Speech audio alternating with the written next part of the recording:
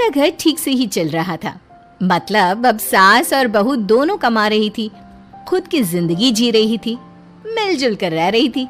लेकिन कहते हैं ना, दुख के दिन नहीं टिके तो सुख के दिन कैसे। अरे मंगलू, कहाँ है? कितने दिनों से गांव नहीं आया माँ की खोज खबर लेने। तभी मीना आ जाती है। अरे दादी साहब, कैसे आना हुआ? बताया नहीं, हम स्टेशन आ जाते। ये बोलते हुए मीना अपनी दादी सास के पैर छूने के लिए झुकती है कि दादी सास जोर की लात मारती है। नहीं आई, कैसे आना हुआ? मेरे पति का मकान तेरे बाप ने क्या दिया जो तू पूछ रही है, हैं? और ये क्या पहना है? न साड़ी न सर पर पल्लू, बात बात पर जबान खुलती है। दादी सास बोलना रोक ही नहीं रही थी। मीना को गुस्सा आने ही वाला होता है कि उसकी सास आ जाती है। क्या बात है मीना, कौन चिल्ला रहा है? मैं हूँ मंगलू की दुल्हन। बहुत चपर चपर कर रही है ये मीना बहू, इसकी जुबान पर लगाम लगवा ले। मम्मी जी, मेरी बहू है, घोड़ा थोड़ी ना है जो लगाम लगवा दूं। तभी वहां मंगलू यानी कि मीना का ससुर आ जाता है और मीना की सास को एक जोर का तमाचा लगा देता है। वाह, 2 दिन हुए नहीं कमाना शुरू किए, मेरी माँ के सामने होशियार बन रही है। मैंने बुलाया है माँ को, ये रहेंगी तो कम से कम इस घर की औरतें औकात में रहेगी। अरे जब से कमा रही है सर पर चढ़कर नाच रही है। चिंता न कर मंगलू, मैं आ गई हूँ ना, दोनों को लाइन में लगा कर रखूंगी। दोनों बहू ने मेरे मंगलू की जिंदगी खराब कर रखी है। तभी वहां पोता यानी कि मीना का पति आ जाता है। पोता जो कि दादी का दीवाना था। दादी मुझे क्यों नहीं बताया कि आप आने वाले हैं? मैं गांव आ जाता कार लेकर आपको लेने।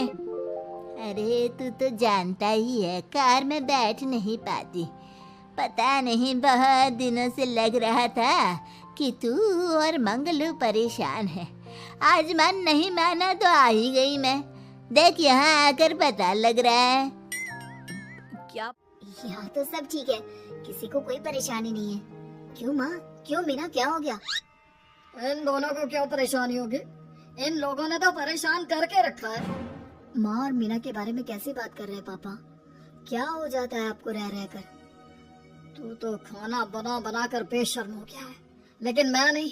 मेरी माँ आ गई है अब इस घर में। अब यहाँ सब वैसे ही रहेंगे जैसा मैं चाहता हूँ। देख मंगलू, तेरी बहू काम करती है तो मुझे कोई लेना देना नहीं है, लेकिन मेरी बहू कोई दर्जी का काम नहीं करेगी, साफ साफ बोल रही है। लेकिन दादी साहब, वो तो बहुत अच्छा बुटीक चला रही हैं। बहुत अच्छा चला रही है, लेकिन हम लोगों ने अपने घर की बहू से ना काम नहीं करवाना। अरे इसके बाप को शादी के वक्त ही बोल दिया था। और इसके बाप जिन्होंने दहेज में एक साइकिल दी थी ना, किसे हाथ जोड़कर कह रहा था, मेरी बेटी आपके घर आ गई, इससे सौभाग्य कुछ नहीं। अब देखो इसकी बेटी बहू आ जाने के बाद सर पर चढ़ रही है मेरे मंगलू के। मीना जो कि सास की बुराई सुनकर परेशान हो जाती है। दादी सा छोटा मुंह बड़ी बात। लेकिन क्या पिताजी ने आपको बताया नहीं? सासू माँ ने अपने पैसे से ससुर जी के जन्मदिन में कार दी थी। ससुर जी इतने साल से स्कूटर से जाते थे, अब कार से जाते हैं। क्यों ससुर जी, बताया नहीं आपने? क्यों रे मंगलू, कार ले ली तूने? मुझे तो तू पैसे भी नहीं भेज रहा। 2 महीने से कैसे कैसे दिन काट रही थी और तू यहाँ कार से घूम रहा है। आप भी सासू माँ को अपने बैंक अकाउंट की डिटेल दे दीजिए दादी सा, वो डाल दिया करेंगी पैसे आपके अकाउंट में। क्यों सासू माँ? मंगलू यानी कि मीना का ससुर, जिसने अपनी माँ को गांव से सिर्फ अपनी बीवी को लगाम लगाने के लिए बुलाया था, ये सब देखकर जोर से चिल्लाता है। मीना बहू, चलो दादी सास आई है, ये नहीं कि खाने पीने का इंतजाम करे। अरे माँ, तू भी किन लोगों की बात में आ रही है? चल मेरे साथ मेरे कमरे में चल।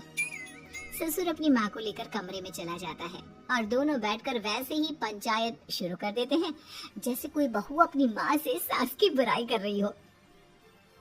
देख मंगलू, गलती तो तेरी ही है जो तूने घर की जनानियों को काम के लिए बाहर निकाला। दूसरे तेरे पापा को देखा था, कभी मुझसे फालतू बोलते। अरे मरते दम तक तेरा बाप मेरी मुट्ठी में रहा है, यही सिखाया था मैंने तुझे। क्या बोलूं माँ, जब से ये मीना बहू घर आई है ना, इसने घर का सारा इतिहास भूगोल बदल कर रख दिया है। उस तितली से तो मैं बाद में निपटूंगी, पहले तेरी वाली को तो ठीक कर दूं। अरे बहू क्या आ गई, खुद को टाटा अंबानी समझने लगी है। माँ देख, जो भी हो, इस बात को याद रखना कि हमारे घर की परंपरा क्या है। औरतों का औकात में रहना जरूरी है। अरे बहू के साथ मिलकर माँ ये बात उड़ती रहती है। बेटा देख, गलती तो तेरी भी है, क्यों तूने इसे काम करने की छूट दी। मारना भी कम कर दिया है तूने इसे, वरना पहले आती थी तो बहू का कोई ना कोई हिस्सा सूजा हुआ या काला ही दिखता था। देखकर तसल्ली मिलती थी कि तूने कंट्रोल कर रखा है। इस बार तो काला और सूजा छोड़, अच्छी खासी चमकती दिख रही है ये। अब क्या बताऊं माँ, गलती तो हो गई है। हाँ, वो कार देखकर पिघल गया होगा ना तू। अरे बेटा, औरतों को मुट्ठी में रखा कर, शान की साइकिल ज्यादा अच्छी कुत्ता बनकर कार चलाने से, समझा। मीना का ससुर अपनी माँ की बात को सुन रहा था। बस माँ, जो गलती हो गई मिट्टी डाल उस पर। अब बस तू ना घर पहले जैसा करके जाना। ये सब ना बहू का किया तरह है, समझी। मतलब बहू को ठीक करना है तो बहू को लगाम लगाना होगा, ठीक है। दोनों माँ बेटा बातें करके सो जाते हैं। सोने के बाद अगली सुबह मंगलू की बीवी यानी कि मीना की सास, माँ जी उठिए, ये लीजिए गर्म पानी और ये दातुन। चलिए, तो याद रहा तुझे, वरना मैंने तो सोचा था कि बहू के चक्कर में पागल ही हो गई होगी बिल्कुल। अरे बहू के चक्कर में पागल होने का क्या मतलब होता है माँ जी, उसने मुझे मेरे पैरों पर खड़ा होना सिखाया है। मैं तो कहती हूँ उसके जैसी मेरी बेटी होती ना तो शायद मैं बहुत पहले जीवन का मतलब समझ चुकी होती। तो दादी सास को समझ में आ जाता है कि सारा मामला मीना पर जाकर ही ठीक होगा। वो सोच लेती है कि अपनी बहू को छोड़कर पहले मीना को सही करना है। फिर अगले रोज, अरे मेरे पोते के पास तो मेरे पास बैठने का वक्त भी नहीं है। अरे कैसी बात करती है दादी, तेरे लिए तो मैं नौकरी भी छोड़ दूं। नौकरी नहीं, तू ना बीवी छोड़ दे, खुश हो जाऊंगी मैं। नीरज हैरान हो जाता है कि उसने तो मजाक किया था, दादी ये क्या बोल रही है। कैसी बात कर रही हो दादी, मीना ने तो सारा घर संभाला हुआ है। पहले तो घर गिरा जा रहा था ना, तेरी मीना के आने के पहले ना घर में चूल्हा जल रहा था, ना कोई रोटी खा रहा था। क्या? नीरज को दादी बीवी के खिलाफ खूब कान भरती है। तू सही कह रही है दादी, औरत पैर की जूती और हाथ की मुट्ठी में ही ठीक लगती है। मीना ने ना सिर्फ घर का माहौल बिगाड़ा, माँ को भी पिताजी की इज्जत करनी छुड़वा दी। अब ठीक बोल रहे हो, घर को बिगाड़ने की मेन जिम्मेदार तो मीना ही है दादी। अभी उसे ठीक किए देता हूँ।